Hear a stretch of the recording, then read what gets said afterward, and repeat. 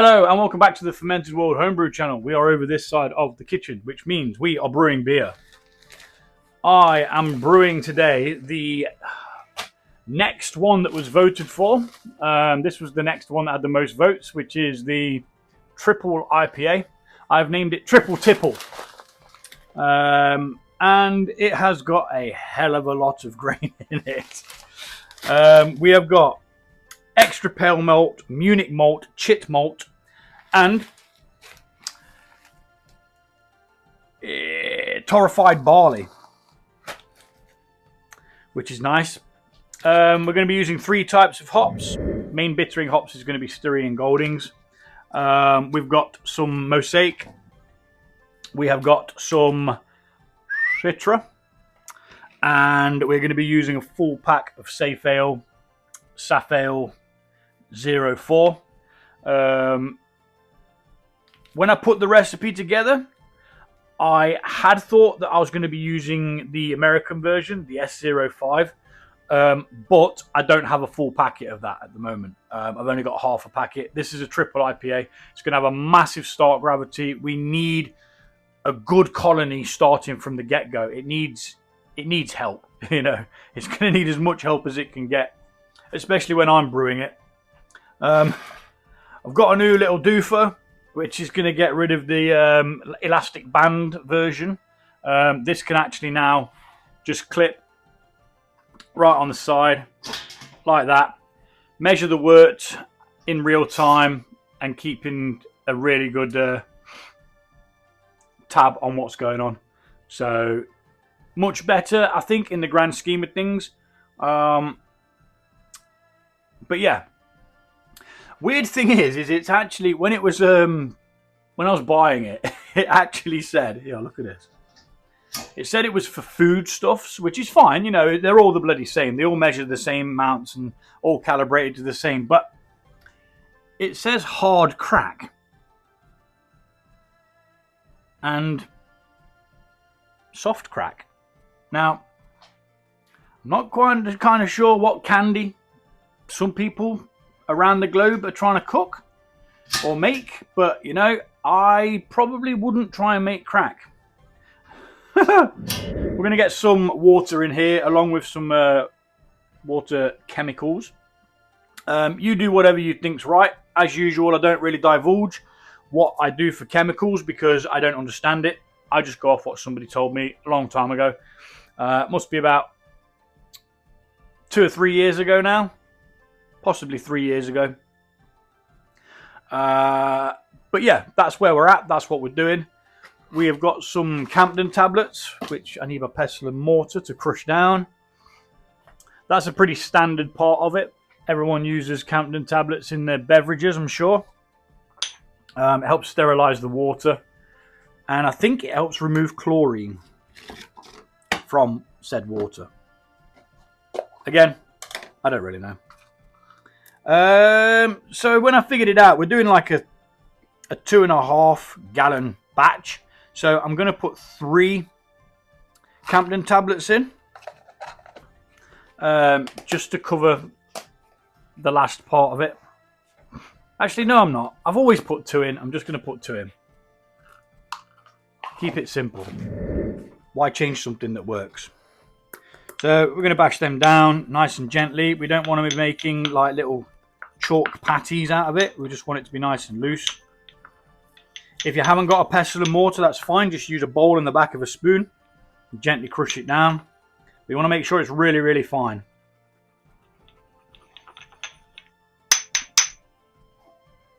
Like Melinda Messenger back in the day. We're still going to keep that out because we're going to be crushing a proctafloc tablet later on. So we'll keep that on top of there so I know where it is. I'm going to move the hops out of my way so I've got a bit of room to work. It's got a big grain bill, and we're also going to be using some dry malt extract. Now, off the top of my head, I am not 100% sure how much dry malt extract we're going to need, but this is just to bolster it up without having to spend an absolute fortune on grain. So This has got 3.3 kilograms of extra pale malt, 130 grams of Munich malt, 100 grams of Chit malt, and 150 of torrified barley. So altogether, my maths is shit, so bear with me. That's 3... Oh, sorry, I'll get a calculator. I don't even know why I try and figure it out, because my maths is absolutely terrible, guys. You know, and it probably doesn't make it any easier by, you know, it being so easy to get hold of a calculator. 3.3 plus 0.130 plus... is that right? Yes, it is. Plus 0.10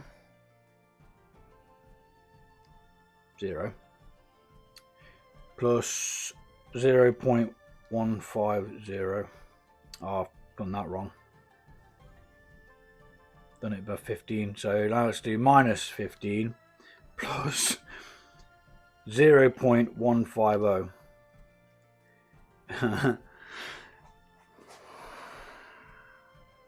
This is my life. Right, sod it. I'll figure it out and I'll tell you in a flipping thing down one of these bloody corners or along the bottom, whatever. Bloody hell. I tried.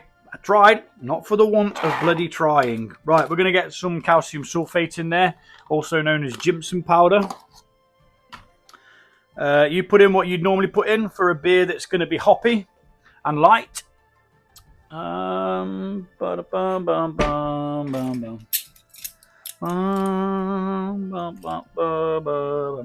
put in how much I want to put in.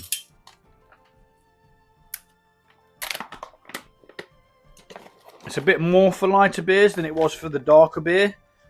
Oh, look at that, on the sodding dot. That can go back in the sterilising solution, actually. I'm not going to need that again, I don't believe. So in with that. I'm going to keep that with us because that's what we're going to be weighing our hops out in. I have got some dry malt extract in here. I'm not sure how much I've got, but we're going to use that up first. Then we'll crack one of these and add to it. My recipe says I'm going to start off at 500, but then I was like, is that going to give us enough? So then I topped it up to 600 grams, which is a considerable amount. We've got a heavy hop on this.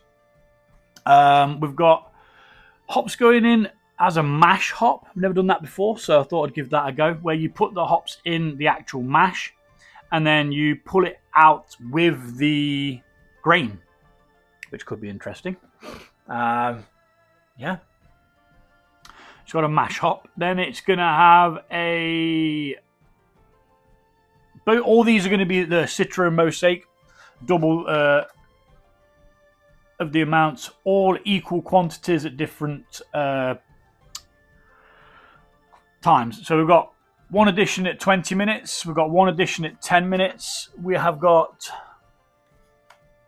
one addition at flame out, we have got a addition as a hop stand for 20 minutes, then we've got a dry hop 1, and then we've got a dry hop 2. So it's effectively going to be a double dry hopped triple IPA, if my understanding of a double dry hop is correct. I've never done a double, I don't think. Oh, I might have done a double with some of the beer kits from Brewed Supplies. Yeah, I might have done, you know. Not thinking about it. Yeah, I must have done, because some of those have had double dry hops in them. Anywho, let us get some water in here, which I'll speed up because it's just me pouring water, and we'll get this crack-a-lacking.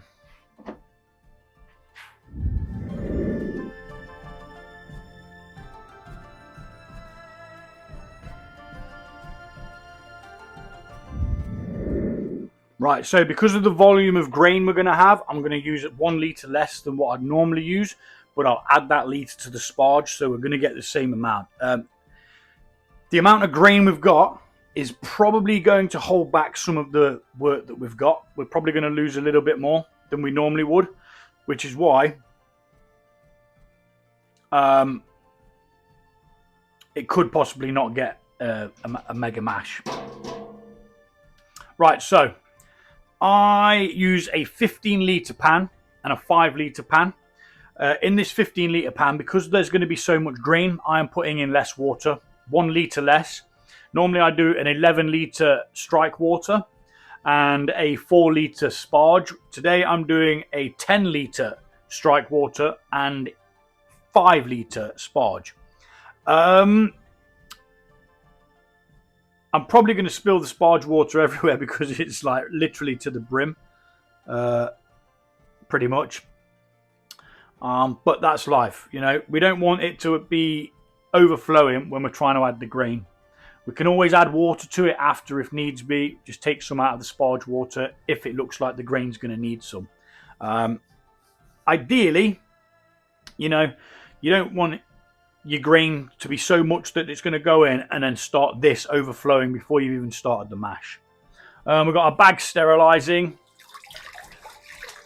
My dirty bag. It's still got life in it. It's clean, it's just stained from dark beers. The last one I did was the Baltic Porter, which is out in the cold room,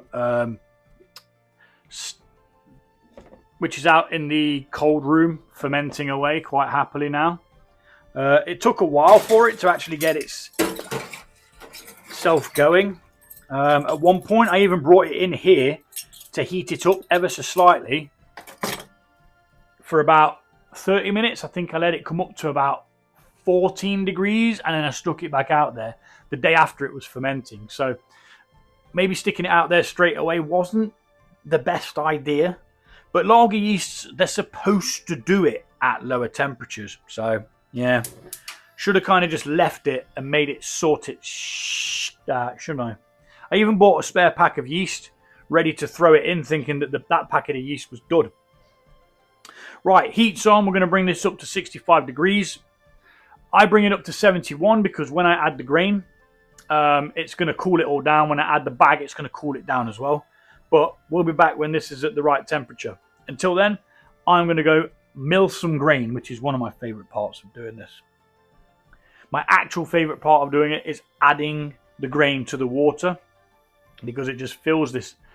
If you've ever drank Horlicks or Ovaltine, imagine that, but just like immense.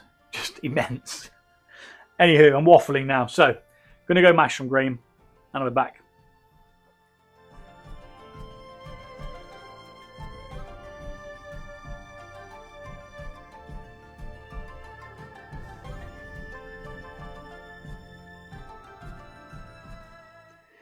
Another day, another brew day. We've got a lot of malts. This is going to be the triple IPA. It's going to be absolutely banging. Using Syrian goldings, citra and mosaic. And it's going to be an absolute banger. Aiming for about above 11% is what we're going for. But it's, we'll see. We'll see what we get. We've got plenty of malts anyway. Okay, that is the grain crushed. Looking good. There is tons of it though. I could probably do with taking another litre out of that.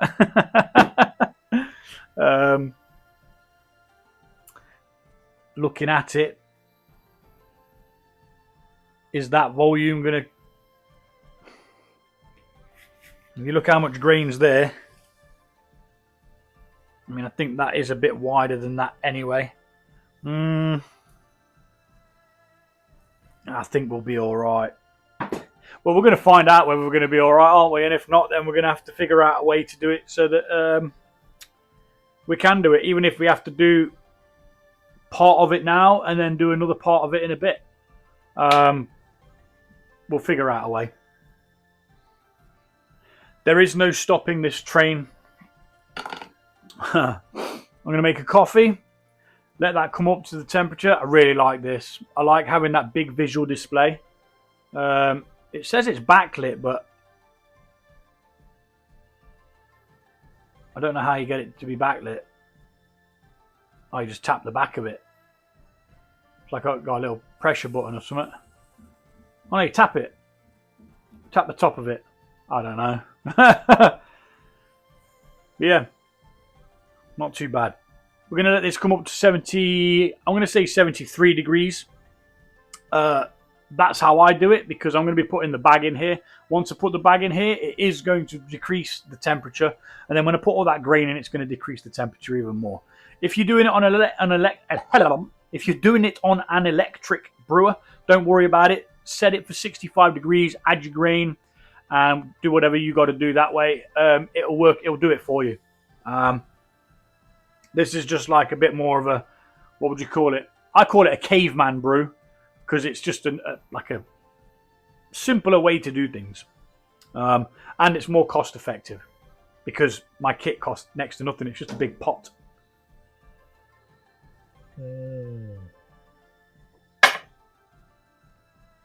I think I've got a cold, guys, coming on. I've had a very snotty nose. But it doesn't help when you sit out in the woods cooking things on my other channel.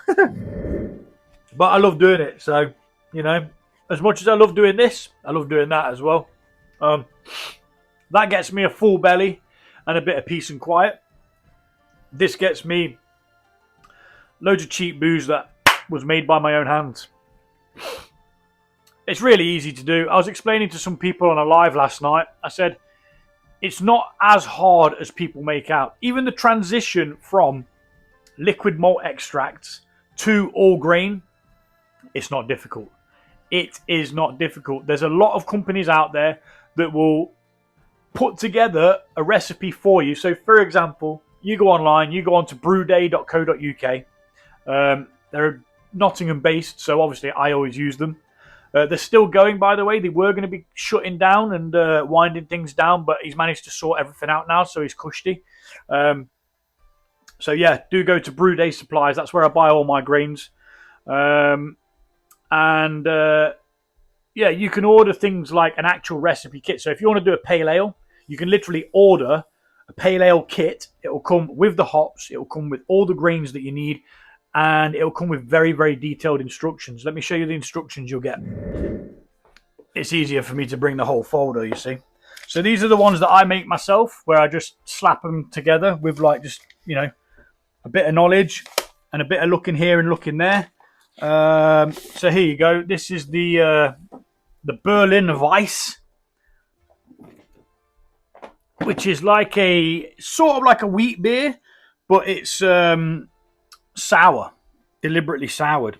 So for example, I won't show you what the actual kit is, but it comes with a detailed list of what you need to do, approximate temperature, how long it's going to be, tells you the contents of the kit, tells you what hops you're going to get in there.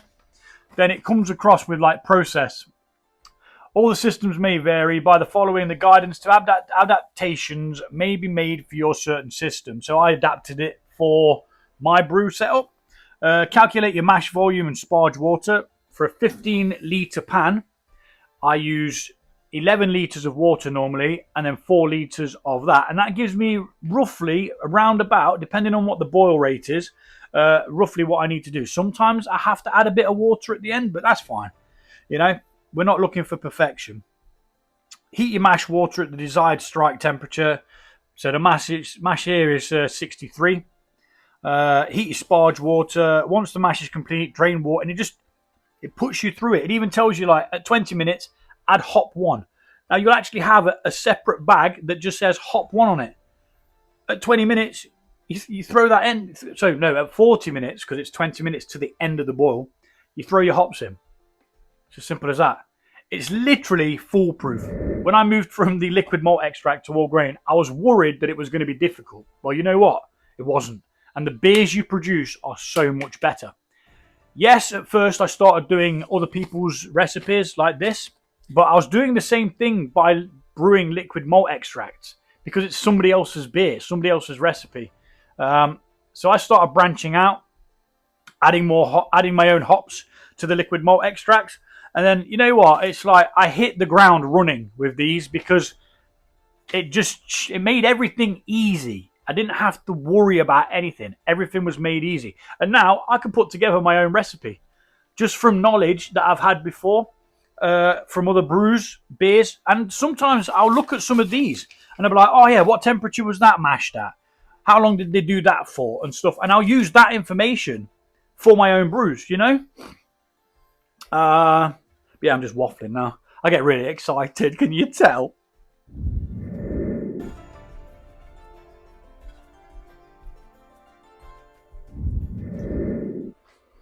Okay, that's at 73 degrees. It's still going up, unfortunately. I'm now going to remove this from there. We're going to give that a mix. A mix normally brings the temperature down slightly as it all mingles in together and becomes the same temperature. Now we're going to add a hop bag and we're going to get the malt in there. We will take a temperature reading after we've done this, just so that I can show you how it does slow it down. Just got to stop that water from cycloning. Otherwise it's going to twist this bag as I put it in. So in with the bag. I need that drawstring on the outside, preferably on this side, so I can access it. Bag over. Did I hit record? Yes, I did. And we're going to tighten that off around there. Move that over to the side. We'll bring this down to stretch the bag out. Pop that back up there. We're going to get some clamps. We're going to clamp the bag off.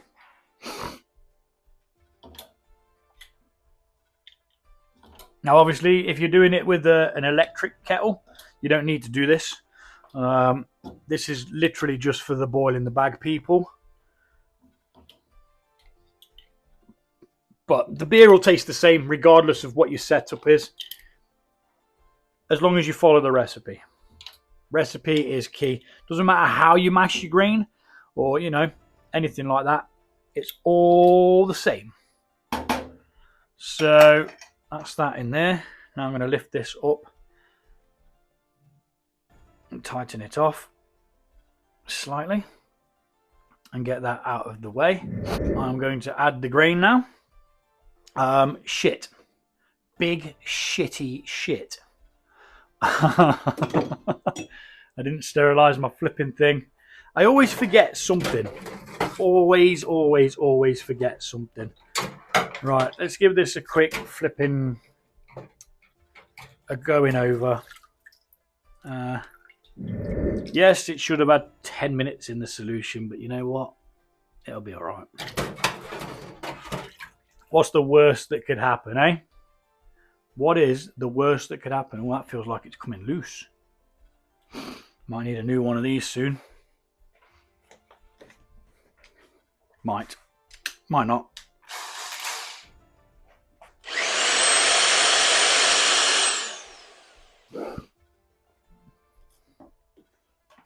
I do apologise if I keep sniffling. I've been out in the cold. So, you're going to add your grain very slowly. And you're going to mix it in as it goes in. This allows it to not clump up. Very slowly, because if the bag snags, it's going to launch your grain everywhere. Which you don't want to do.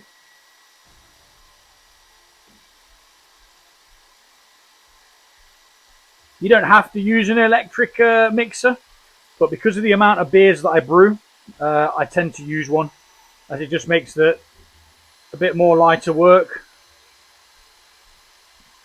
And once this gets to the point where there's a lot of grain in there, it's going to be as thick as porridge. So you're going to want a bit of help. I'd recommend doing it, but you just got to be vigilant and continue to pay attention to what you're doing. Anywho, I'm going to speed this bit up with my lovely bucket of grain, and we'll be back shortly.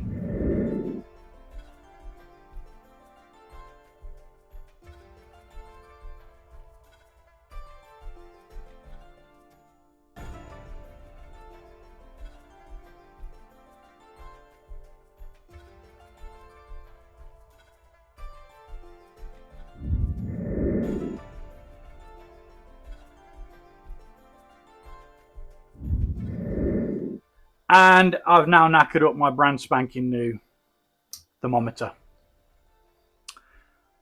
It hit the swizzle stick and now it's crooked. So I'm not in the best of moods, but we've got to carry on. There's not a great deal else I can do other than just flipping grin and bear it, get on with it. I don't think I'll be able to return that, do you? I don't think I could tell them that it came like that. I'm not sure they'd believe me. But anywho, that's reading at 65 degrees now. So let's knock the heat off.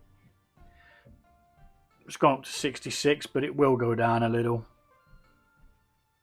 Yeah, 65. Oh! Literally just arrived yesterday as well. This is the story of my life. This is why I don't buy nice things. Because everything turns to shit. Oh! Right. Anyway, that's at 65 degrees. Finally, I added a litre of water to give it some extra ability to, you know, have a solution to deposit the sugars into. Didn't sterilize the lid, so I've got to do that now. Oh, it all falls apart in the end. But we shall persist. It was washed the other day, so it's just going on. I'm not bothered. I've lost the will to give a shit. Me poor thing. Look at it. Look at it. I mean, at least now it's going in the opposite direction to where it's going to get snagged again, isn't it? Maybe it's a bit of an upgrade. Oh, welcome to my world, people. Something great happens, I get a new bit of kit, and then it just breaks on me. Well, it didn't break. I screwed it up. There's a difference, isn't there? It's not been through the mill and used loads. It's just, oh, now I'm going to put these in.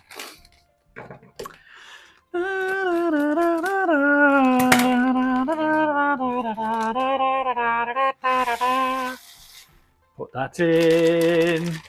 Get your torrified oats in there. Get your thing. Get it all in there. I mean, this is such a thick porridge. I'll be very surprised if it actually mashes properly. I mean, it looks like it is going to, because we've got that lovely frothiness. We're just going to mix that torrified barley in there. Slap the lid back on. Not going to take another temperature reading. It will just do as it's going to do as it is. We're going to set an alarm for 30 minutes. At that point, I'm going to turn the sparge water on. We're going to set another alarm shortly after that for 40 minutes.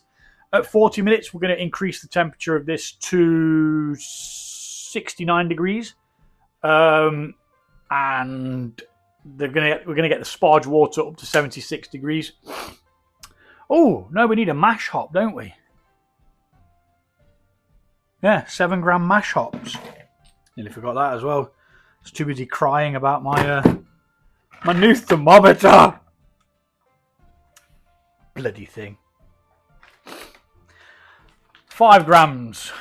7 grams, sorry. Mash hops.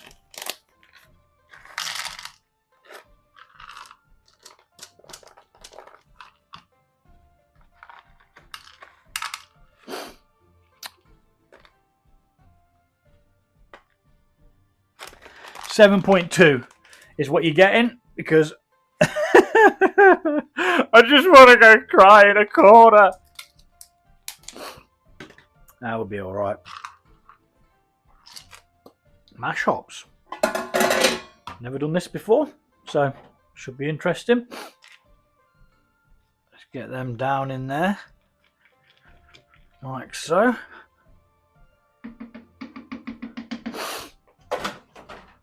Right, now we're going to set an alarm after we've removed that flipping hair. My hair gets absolutely everywhere, guys. Everywhere. Okay. 40-minute alarm, 20-minute alarm, 10-minute alarm. 40 for this. 20 for no. So 40-minute alarm, and then a 30-minute alarm so that we know to start heating that. Gives that 10 minutes to heat up, then we should be ready to just bosh it over there straight away. We'll be back. Righty ho, let's get some lights on. I'm still pretty annoyed about my thermometer. Trying to think of a way that I could try and send it back. Oh my life. Right, so the mash time's done now. It's been the full amount of time, 40 minutes, and I got talking to a friend, so it's probably a little bit longer than that actually. But with a mash with such a big grain bill, it's not really a problem if there's a little bit more time in there. If anything, it's going to help it extract. It's not going to cause it any harm, is what I'm trying to say. That hair can get gone. No, it's not gone. It's still there. Get gone. We're going to use our new and improved thermometer. Oh my life. That decreased a little bit. It's come down to 63.8. So we lost a little bit of heat during that, but not a great deal. Now we're going to bring this up to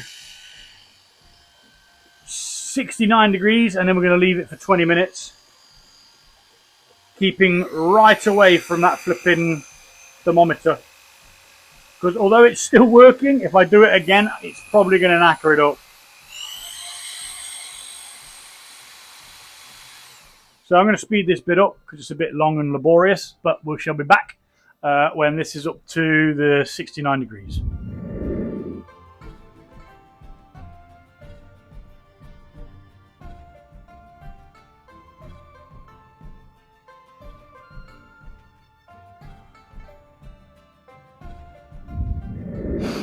And there we go. Now we're going to set an alarm for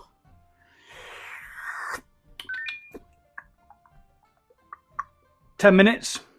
And then once that 10-minute alarm comes up, we're going to start heating the sparge water.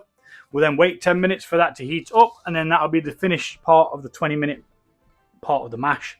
Do a 40-minute, then you do a 20-minute at the higher temperature. So that's ticking away.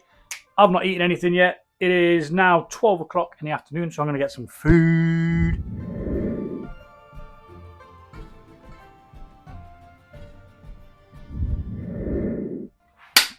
Okay, so that is the mash complete now.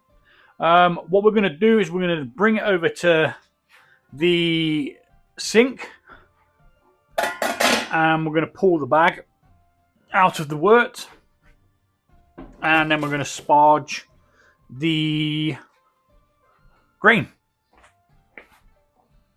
Now, all a sparge is, it's just a fancy word for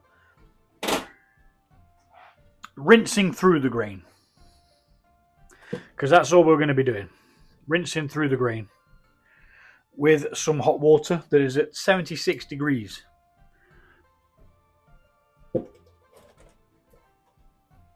Now this bag's going to be heavy because there is a lot of grain in there, so I'm going to be very careful, try twist it off while it's still in the solution. I don't want that getting snagged, so that can stay up here with me. Because I want the bag as taut as possible, so when I pull it out, it kind of decreases the chance of loss. And it's going to be heavy.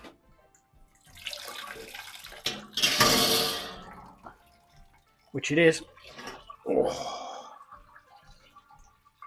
But I can't have it like that just yet.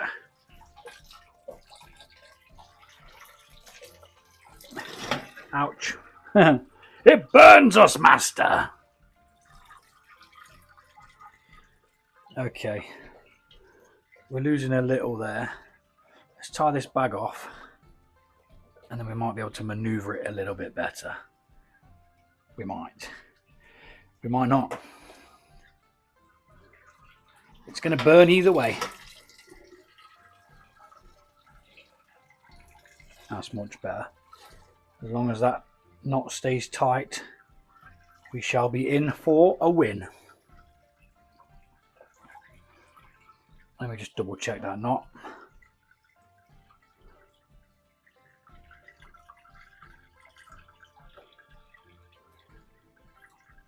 Make sure we're nice and tight. Because what you don't want is at this point for all of the hard work to be wasted by knackering this part up. Probably could have tied the bag up a bit tighter. It's extremely sticky, which means we've got the conversion. Just rinse my hands off quickly. We've managed to convert the starches from the grains into the sugars, which is what we require. And now we're going to add our sparge water to the juggernaut. Now be careful when doing this because this water is really hot. Like the one that's in that pan is hot, but this is considerably hotter. And I'm really glad I decided to do it over the sink's draining board, because that could have been a bit of a catastrophe if I hadn't. Let's just use that to block that up for now. A little bit spilt over onto my knife set, but that can be dealt with later. Not the end of the world. Get rid of this bit of a splash here. Right. And then all we're going to do is we're going to slowly and steadily rinse the grain. You cannot rush this part. It needs to be done gently and slowly. All the time making sure that you're not losing anything.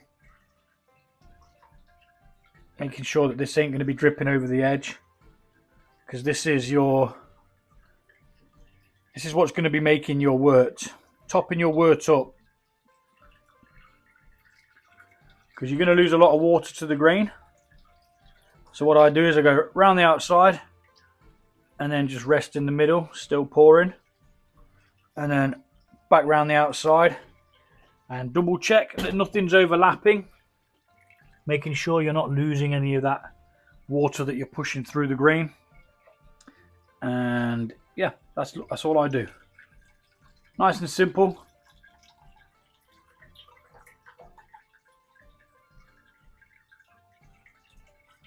Simplex. Right, I'm going to do that sped up, and we'll be back once we are ready to get this on the boil.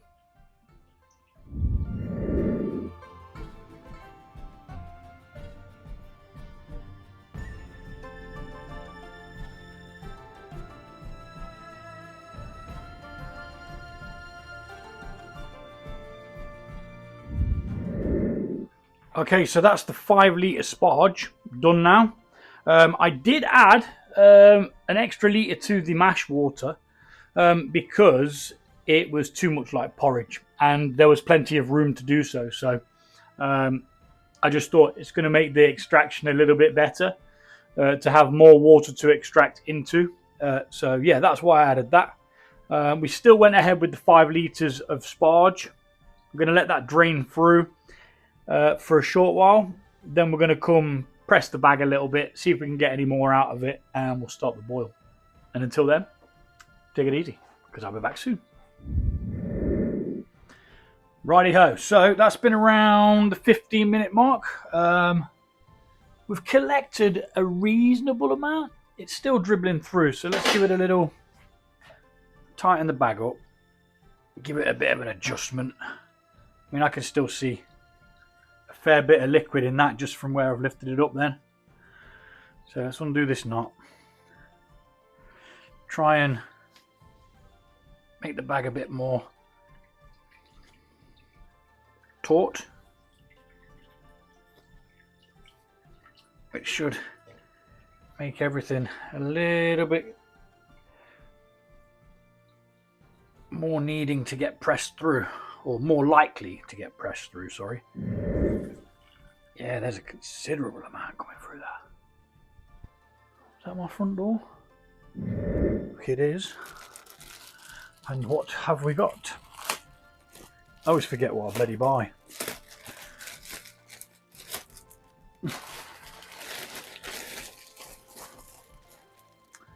Oh, it's a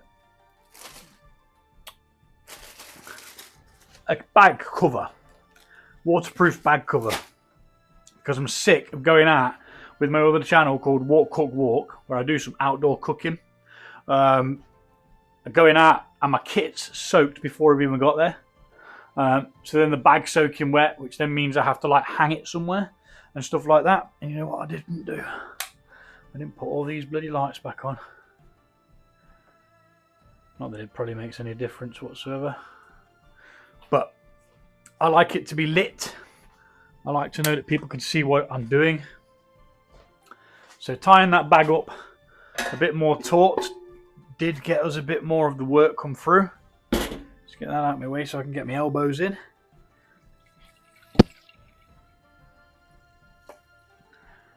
Yeah, that did.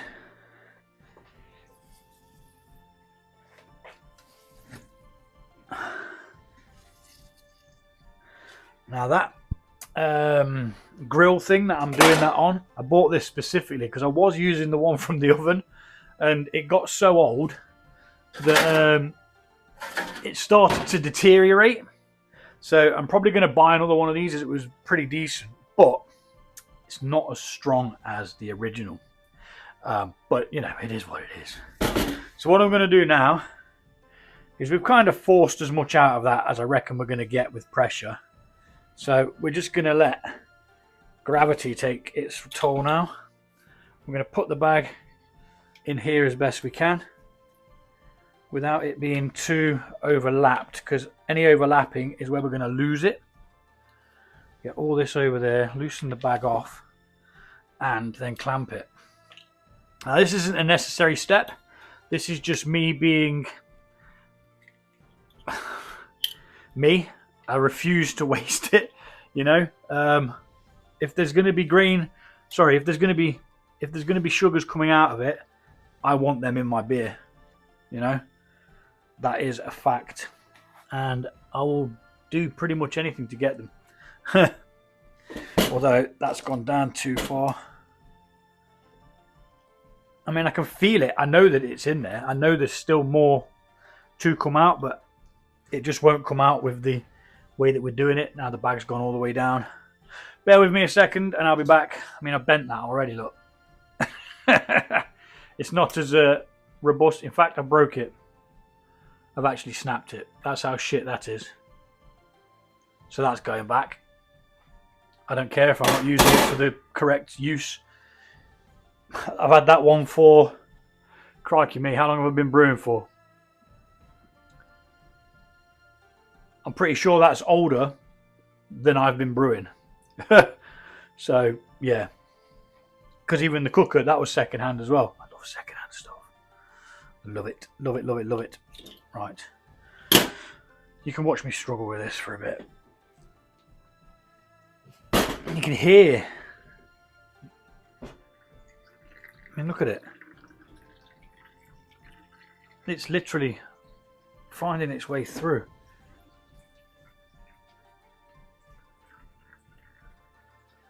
But why can't I get it? Oh, nearly lost it. What I need to do is tuck that part of the bag in. Oh, I'm losing it. Let's do it over here. There's more room over here. This is how I destroy bags. Some might say it's greed. Well, I say it's economic. Economic greed. So now I need to clamp that. but it might very well be too big to be clamped. So I need bigger clamps. It just can't get the girth of it, including I might have very well have just about done it. There's not a lot of room for it to drip in, but that's that. Let's move this over to the heat, and I'll rinse my hands because they're covered in flipping wort. It's all underneath my watch as well. Might as well wash them actually, because they're covered in the sticky icky.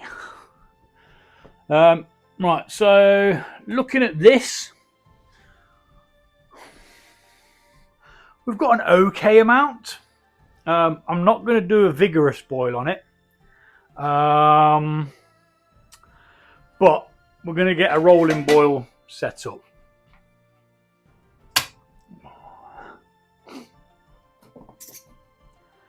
So looking at it, we're about here, which, you know, it's an okay quantity. It's not amazing. I have had more before, but obviously that is still trickling out. So we could potentially have more of it coming to us from that. But there we go. The mash is complete. We're going to let this come up to the boil. I'm going to finish my coffee. Once this is boiling, we're going to set some timers. One for an hour, because it's going to have an hour's boil. So we'll be setting a 40-minute alarm for that one, so that we can put some hops in at the end. There's no real, what would you call it, bittering hops, other than what we put in to the mash. That's the first time I've done that. I've seen somebody else do it, or I've seen it done. I read about it being done, so that's where I've got that idea from. And yeah, a mash hop. Yeah, I've never heard of it before. Then we're going to do an alarm for 40 minutes for that lot of hops. Then we're going to do one for 50 minutes for that a lot of hops. There'll be one for 45 minutes in between there, because we're going to drop this in. Actually, no, we can put that in at the same time as the citra hops. 5 minutes won't really matter. Then we've got, again, like I say, one at flame out. We've got a hop stand of 80 degrees for 20 minutes.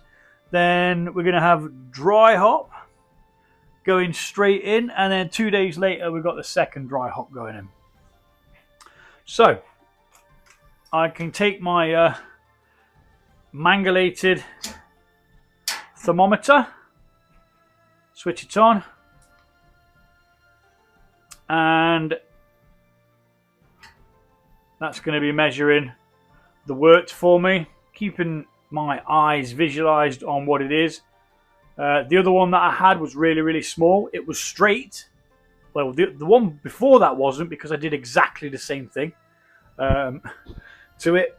And unfortunately, this is a lot more expensive. Like, I don't know, probably 5 times the cost of it. It was on a Black Friday deal as well, but it's not a deal if you've just broke it, is it? Luckily, it's still reading. I should probably check to see whether it's reading the same as what the other one reads.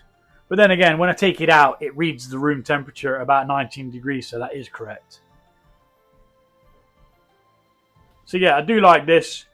It's a shame I bent it, but you know, that's what happened to one previously, which I then replaced with one that I used upstairs in the bath, because I've got a bearded dragon who needs to go in the bath actually, and he needs his water a certain temperature because he's a reptile. But yeah, we'll be back once this is at a boil, and we'll set some alarms. Till then, peace.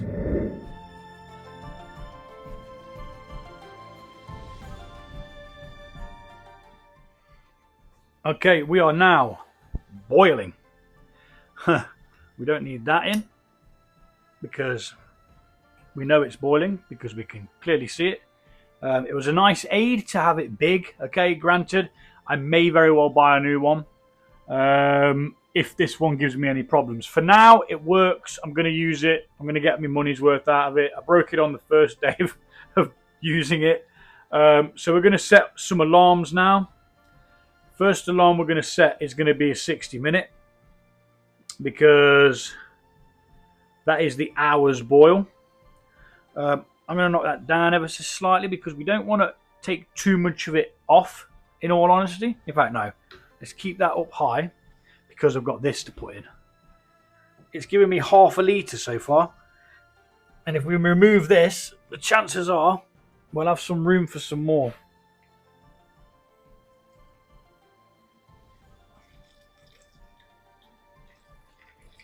And the earlier you add it, the better. Now it's going to take a minute or two for it to come back up to the temperature that's needed, but that gives us more space in the bottom of that now. So I'm still going to keep it as the 1 hour boil with the clock already ticking. Then we're going to do a 40-minute from now, which is when the first lot, well, the second lot of hops is going to go in. So that's the 40. Then we need to do a 50.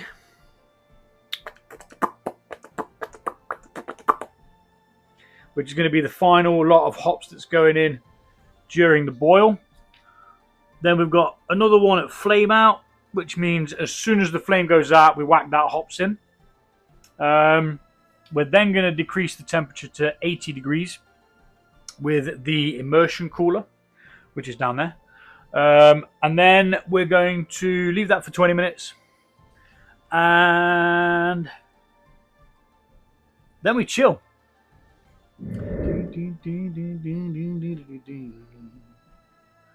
So we'll be dry hopping on about day 5, I expect. I've not written anything down.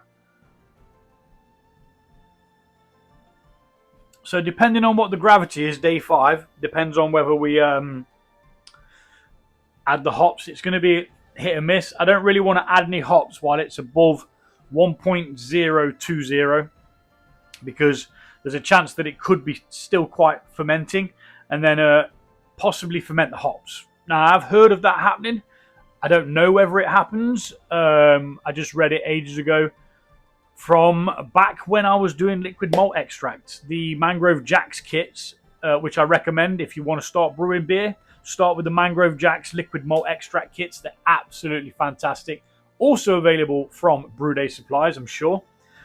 He's got loads of different kits that you can buy from there, not just the Mangrove Jacks. I think he's got some cheaper ones as well that you can try if you're not too sure. But you can't go wrong with them. All you need is a bucket, an airlock, a hydrometer, and you're absolutely laughing. You literally pour the liquid into some hot water and mix it in. There you go, there's your wort. Ta-da! No 5-hour mash like mine. Like, I can control everything here though. I can get exactly whatever flavors I want. With those, you kind of brew in somebody else's recipe, but they are a great gateway to all grain brewing. I will always say that. Now, I noticed straight away the difference in quality is what I noticed straight away. From this to those. But anywho, I'm waffling on now. We're going to let these timers count down. And we'll be back once it's time to add some hops. Oh, shit, nearly forgot. It's brew day beer time. So this is a bit of an odd one, right? Because I'm actually going to do this part live because I need to check the carbonation of these home brews that I've done. We're going to go with the Citra Smash first because that's the one that I think is not carbonated. So I'm going to be jumping off here and I'm going to be jumping onto a live to check the carbonation of this. Now, they're ready to be put in the store. I've already had to move one because I had no room to bottle some mead yesterday. But yeah, I'm going to be doing that live. So that's what I'm going to go do now. Get ready for that. I'm going to have to remove the microphone, plug in the charger, or might be able to bring my other charger in. Either way, we're going to go to live to do this. If you want to see this, the live should already be up by the time this video reaches you, so go check it out. But finish watching this video first, okay? Finish watching this video first. Don't be like, oh look, squirrel or something shiny. Watch this one first. Right, I'll catch you later. Hello, we are back. Right, so I've just done a live tasting of my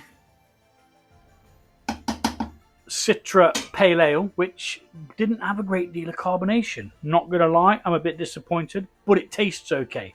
So, you know, we've still got a drinkable beverage. This is now Bosch Flame Out. That's where we're at now. Need to turn this around if I can. I think I should be able to do it like that. That should work. So we need 6 grams of citra. So sorry, I did put some of the hops in during the live, so you're just going to have to look out for the recipe to know at what point I did what.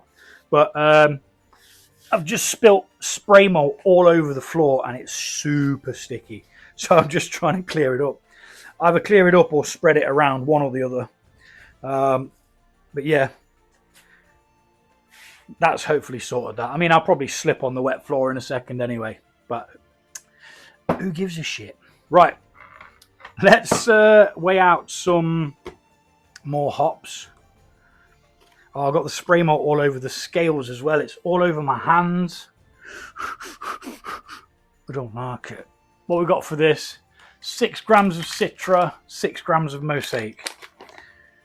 This is the citra. Let's get 6 grams.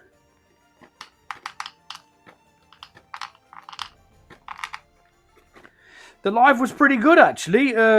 Plenty of people came on. I had a couple of people talking and asking questions and stuff, which I do like. Telling me what they brew and stuff as well, which is always good. I like to know what people brew. I like to know what people are doing, and, you know, it's inspirational sometimes because they might be like, oh yeah, I'm doing a flipping pumpkin and Eldorado camel droppings mead, and I'm like, yeah, that sounds awesome, let's do some camel droppings mead. You know, it's inspiration from others, but don't be bringing no camel droppings though. I think you get the point I was trying to make. I got a bit excited there, I'm sorry. Please forgive me.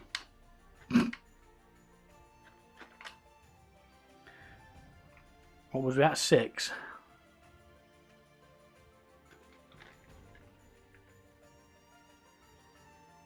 There we go. 6. That's going in. Flame Out. Now we mix that in. We've already had the additions of other lots of hops. We've had the ones you didn't see are the Citra Mosaic 20 minutes to the end, the Citra Mosaic 10 minutes to the end. That is the Flame Out hops going in now. Give that a good swizzle. We're going to move this out of the way. And why is that throwing grain everywhere? Oh, come on, give me a break. I've already broken my flipping thermometer today. I don't really need grain everywhere, you sod. Alright, let's hide that under there, pretend it didn't happen for now. Syrian goldings can go back in the fridge. Sorry, freezer. It does not go in the fridge. They go in the freezer.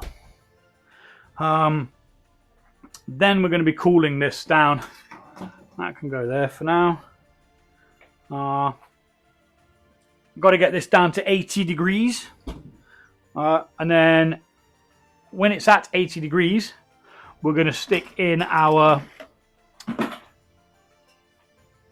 hop stand hops.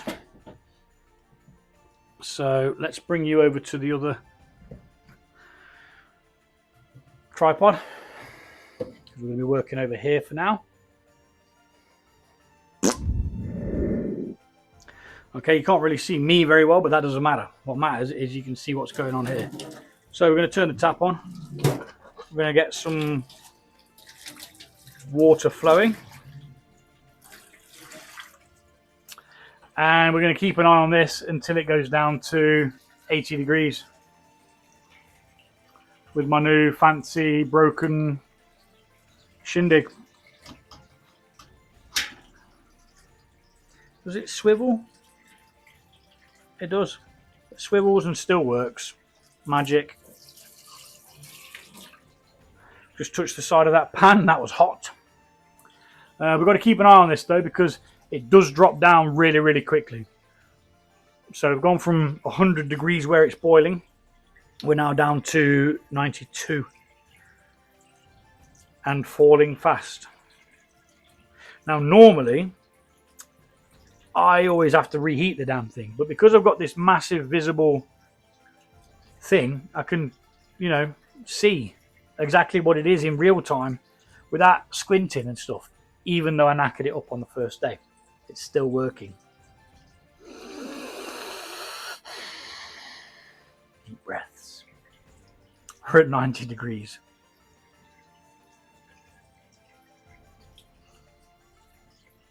My watch has died. No, it hasn't. It just wants to. I'm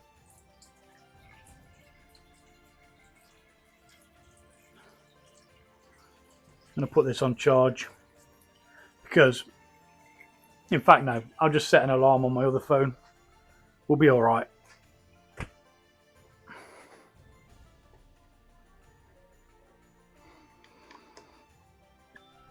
Pardon me. Forgot that was on the microphone then. 83 degrees. 82. 81. I'm going to call it there because when we lift this out, it's going to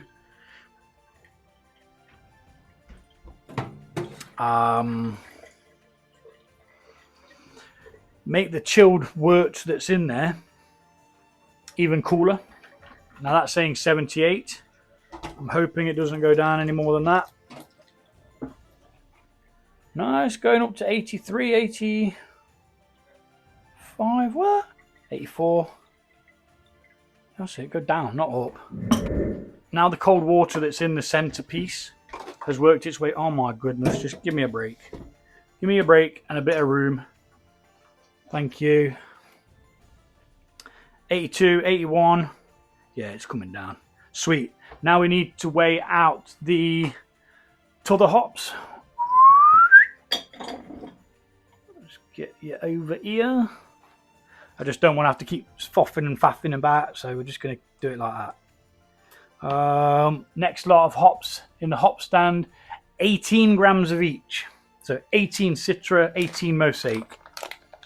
Big hop stand. It's going to bring some juicy flavors out. 18 of each. Not 23. Not 20.3. Not even 18.7.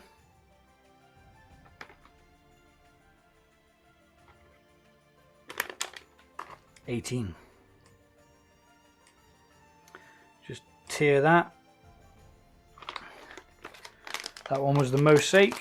So in with the citra now. Same amount, 18 grams. All right, yeah. Need all them on one side so that I can remove some if I overshoot it. Make sure I'm removing the right one, you see.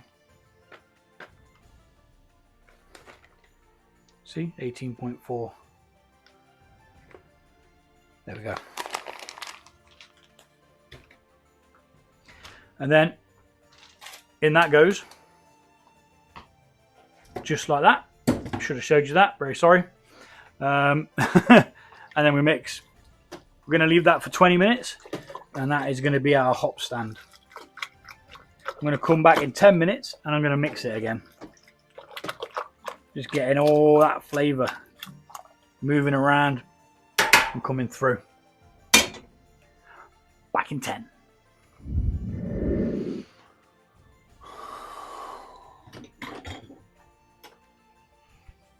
Right, so we have got this lovely juicy smelling liquid. And it's time now to drop the temperature down to 20 degrees. So we're going to take this, we're going to plug that in, and we're going to get the immersion cooler doing its thing. We can now pop that back on there so that we can see what's going on. And make sure it's not touching any of the metal pipe. And we'll just keep an eye on that temperature gauge. It's at 60 degrees now, so it's dropped a little bit just by being left from the 80 degrees. And yeah, I mean, it's still hot to the touch, but is what it is. We'll let that chill to 20 degrees and we'll be back to put some yeast in. So sorry, but I had to pull it out really, really quick. It's at 19.5 now, so it has gone a little bit below, but yeah, it'll be all right. I'm just gonna rinse this off now. Blue, be quiet. Dog's kicking off. That's something. Oops. I'm just going to rinse the immersion cooler because it does tend to hold on to quite a bit of liquid in between the coils. So then we can put that over there and let it drain out while I clear up. Oh, it never goes right, does it? It never just goes right. Let's spill water all over the edge. But we've got our work down to below 20 now. We wanted it at 20, but it's below 20, but that's not really a problem. It's gonna come up to room temperature anyway, which is about 20 degrees ish. That's what we want to be fermenting at. A little bit lower won't matter. You don't really want it any higher than that. It's kind of the standard 20 degrees is. So now let's remove the bent thing. We're just going to swap this for that. We're going to get our fermenter over here, and we're going to get our little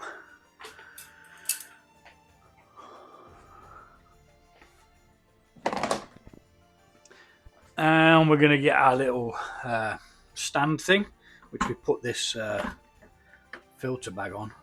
Hair, flipping hair everywhere. There's hair everywhere. So there's 3 of us with long hair in the house.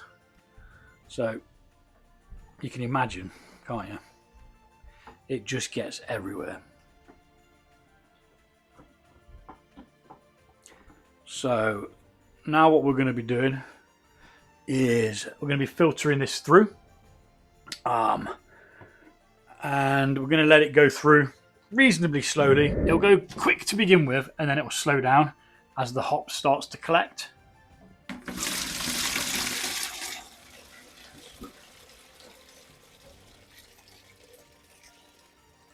So that's about the limit at the moment. This is going to be a slow one. For sure. But you know,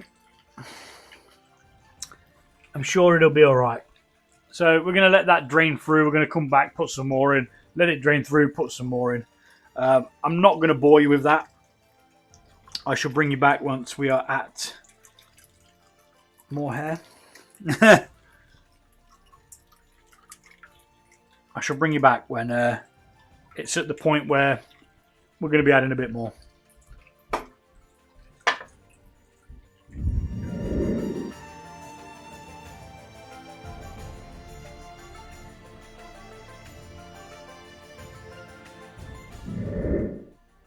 you may have noticed I had to switch mics. You may have noticed before, and I may not have told you, but it's time to add some more of this. It's going to be a long process.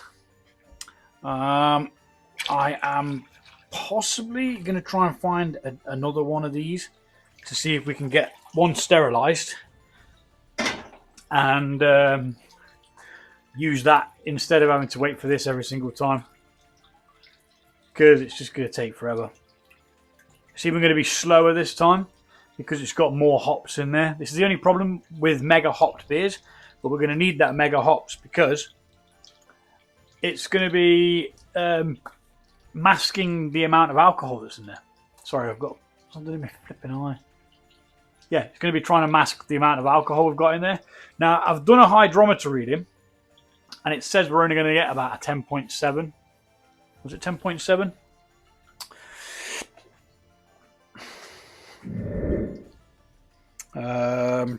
Yeah, 10.76. So closer to the 10.8 mark, but still not exactly what I wanted. But that's if it goes down to 1.010. So there may very well be a chance that I'm going to be adding some more dry malt extract to this. I'm mixing it in cold, which isn't ideal because it goes in better warm. I probably could just heat some water up, you know.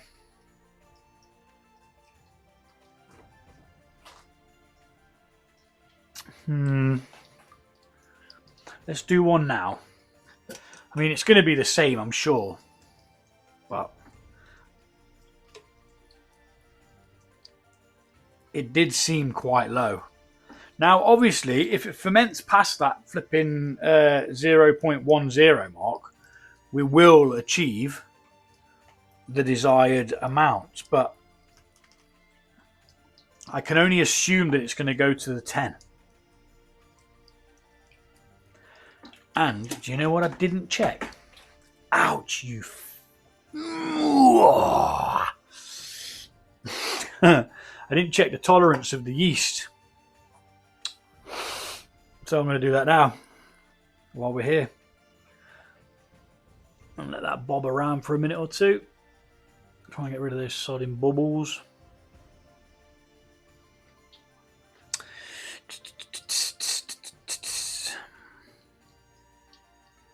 So,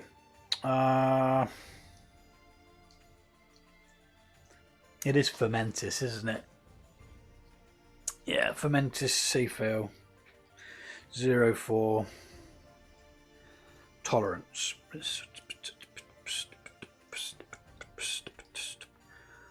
9 to 11, so we're good.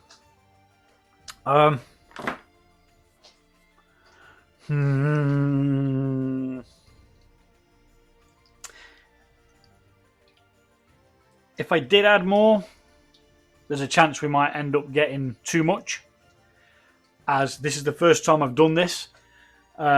If the ABV goes too high for the yeast will die, which then means we're not going to be able to ferment it, which then means we're not going to be able to get a carbonation out of it. As you know, I carbonate naturally with just a bit of sugar at the end. So I'm going to leave it as it is, and we'll just take a learning curve from it if we don't get the desired amount of alcohol. So it's still saying 92, which, you know, I assumed it was going to, but it looks pretty cool. It's not looking too bad to begin with. That's before it's actually fermented as well, so the filtering's working pretty well. That can go back in there.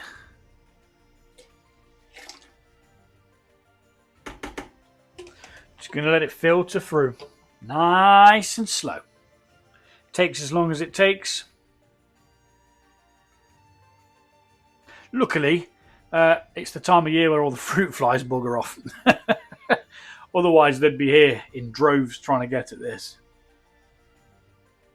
Anywho, we'll be back. We'll give this 20 minutes to drain out, and we're going to put some more in. We've probably got about 2 more goes at it. What I might do is rinse the thing in some sanitizing water for the next lot. Simply because I just don't want to wait this long. I've got to get dinner on.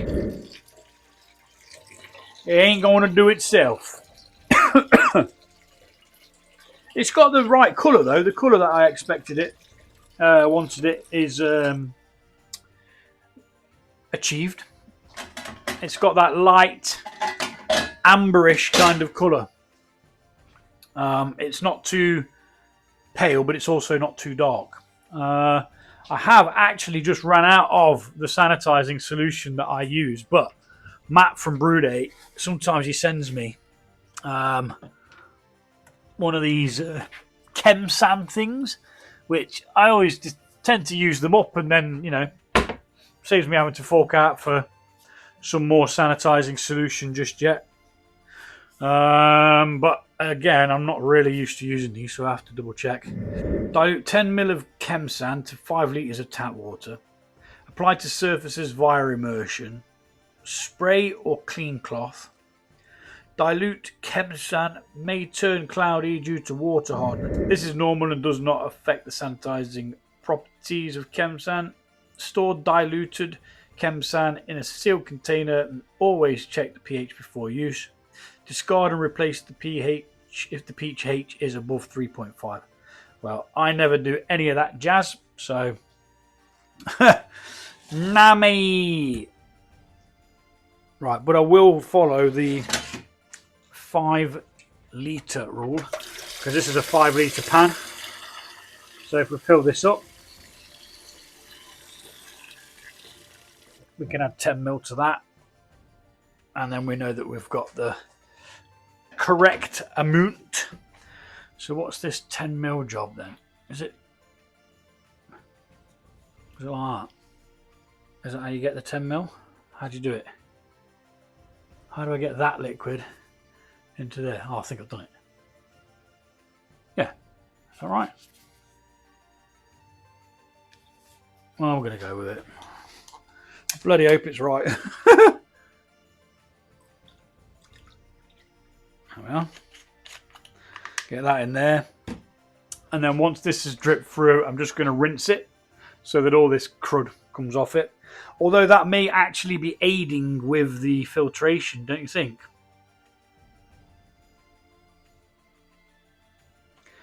Although it's just going to take forever, man.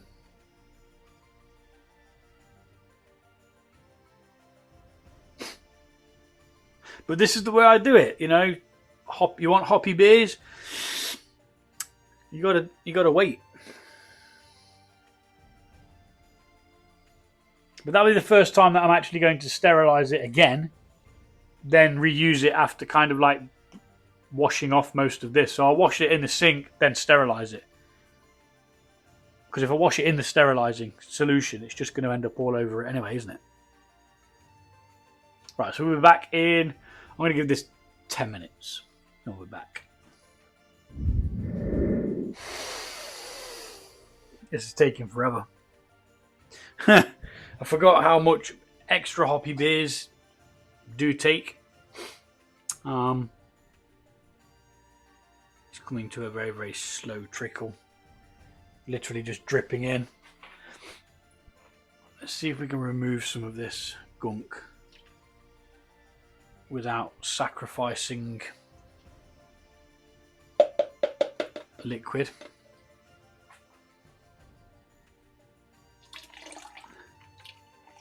Because all it is hops. It does have liquid in though. That's the thing that bothers me. But it is what's blocking the progress. Whatever.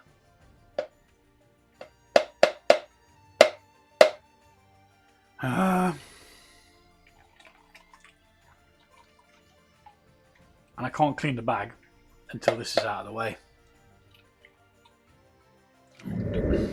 So I took the bag out I squeezed it, rinsed it out in the sink, and put it through the sanitizing solution. Let's go again.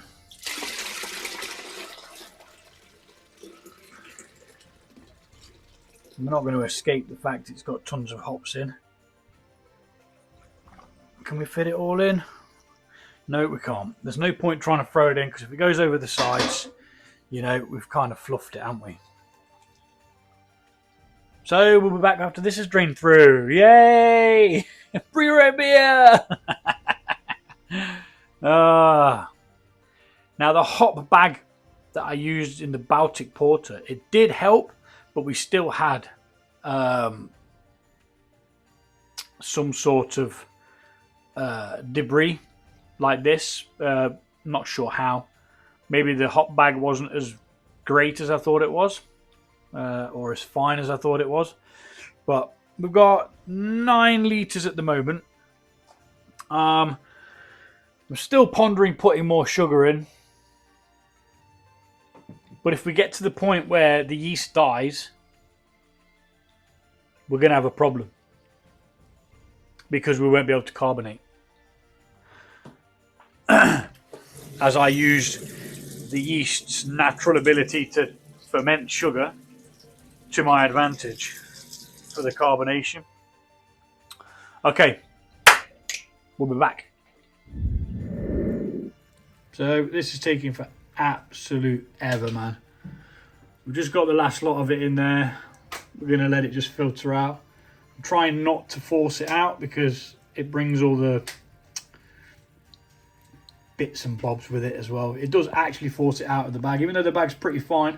It does eventually start coming out. So yeah, we shall wait. Right, okay, it is now 7 o'clock. That took forever. I'm just taking it off now, and we're just gonna force out whatever we can. We've got 11 litres. It's at 1.092, which is a nice amount. Plenty of alcohol is going to be made. The minimum you need for a triple IPA, after Googling it, is 9.5. So even if we don't get that finish gravity of 10 or 1.010, we could still potentially have a triple IPA, which is nice. Now, there's got to be a better way to do this. This is the first time it's took this long. Even with other beers, I've not known it take this long.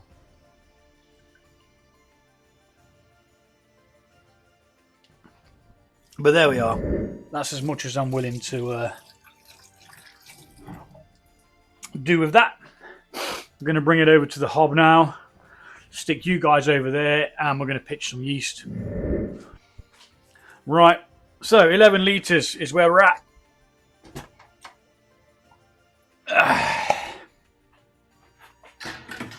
Now, because of the high gravity, we're going in with a whole packet of yeast. If I can find the yeast, there it is.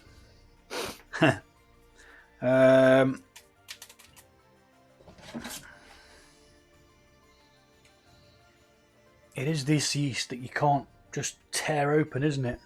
I can't remember what I used those scissors for. Ta-da! So, as I said earlier on, I'm going to be using a full packet to give it a good head start. Normally, I would be stingy as out, and I'd only put half a packet in. But I think because of the ABV we're going to try and reach, I think it makes sense to give it that extra bit of oomph. Now we're going to mix that in with the swizzler and a swizzle stick,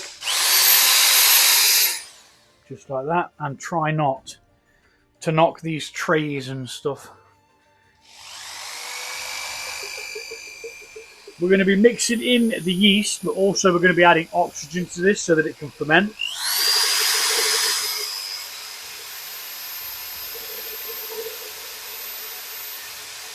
The oxygen's really important for the yeast to be able to form a colony and then replicate itself and then take on the sugars.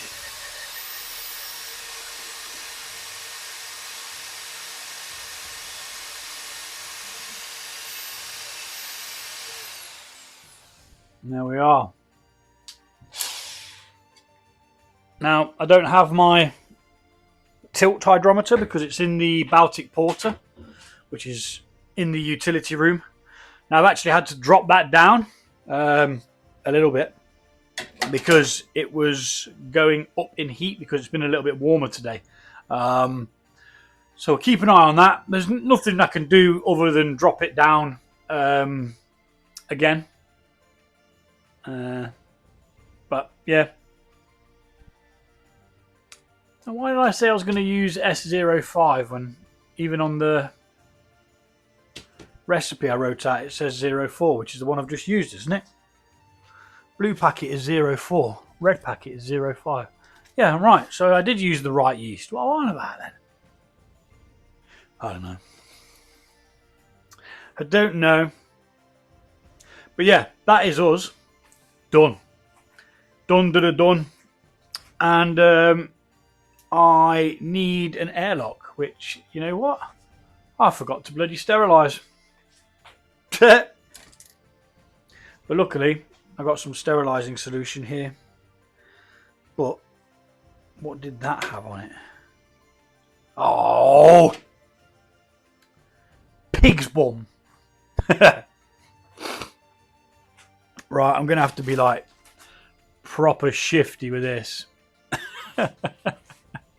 So, I've got two airlocks that would have got sanitizing solution in, but it's old sanitizing solution, but it's going to be better than whatever was on that flipping thing there. So, I think one will be enough. No, we need both. Maybe just half of that one. That'll do. Yep, we saved the day. Can I dip that in there? Because I kind of need it.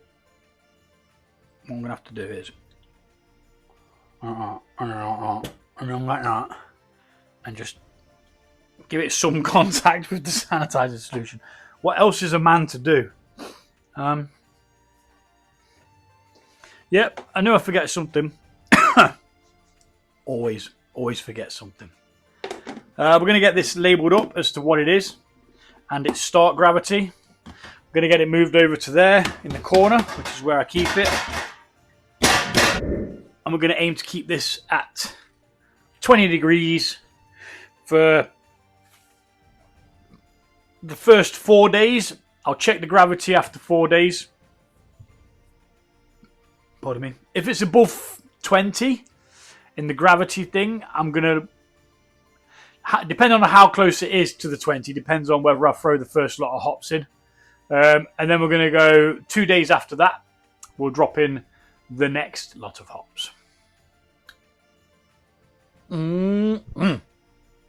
So, label up, get it shifted, jobs are good. Thanks for watching. I know it's been a long one, and I am sorry about that. It just took forever to... Well, it's not even as long for you as it is for me, because you haven't seen most of the waiting around and stuff. But yeah, that's it. Label it up, get it moved. I've got to sort the kitchen out now because it's an absolute bomb site.